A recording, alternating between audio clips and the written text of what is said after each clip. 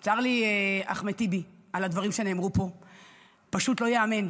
הבן שלי יצא למילואים היום, השאיר בן חודשיים וחצי, שלא ישן בלילה ולא ביום עם אשתו, כדי לשמור גם עליך. אני לא מצליחה להבין איך הבית הזה לא רועד כשמישהו עומד פה, חבר כנסת, ומדבר סרה בחיילי צה"ל, שנלחמים ומחרפים את נפשם, כדי שאתה תוכל לשבת פה ולחבק את הידיים אחד עם השני. זה פשוט לא יאמן. אין לי מילים לומר את זה. אני חושבת שגם אנחנו, הייתי חברה בוועדת אתיקה, קבענו שוב ושוב שחיילי צה"ל הם מעל הוויכוח הזה, ואי אפשר להאשים אותם. מה שנעשה בעזה, חבל שלא נעשה גרוע יותר. אין בלתי מעורבים. ראינו מה קרה ב7 באוקטובר. ראיתי אנשים עם קביים, נשים מבוגרות עם מקל סבא, נכנסו, בזזו, רצחו, אנסו. על מה אתה מדבר איתי? רוצים גם לשמור עליך.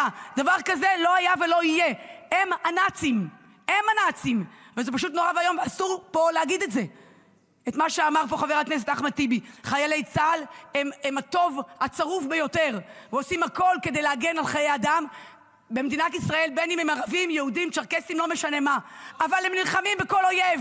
והחמאס הם אויב צר ונורא. נאצים, פשוט נאצים.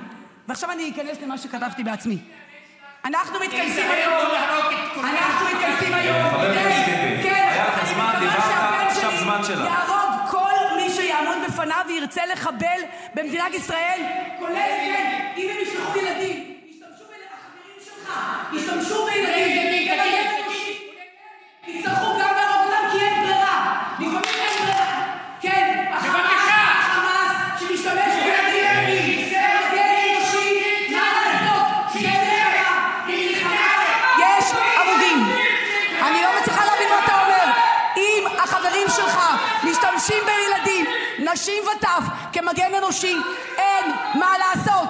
הקם להרגך השכם להורגו. ומי שמרחם על אכזרים, סופו שיתאכזר לרחמנים.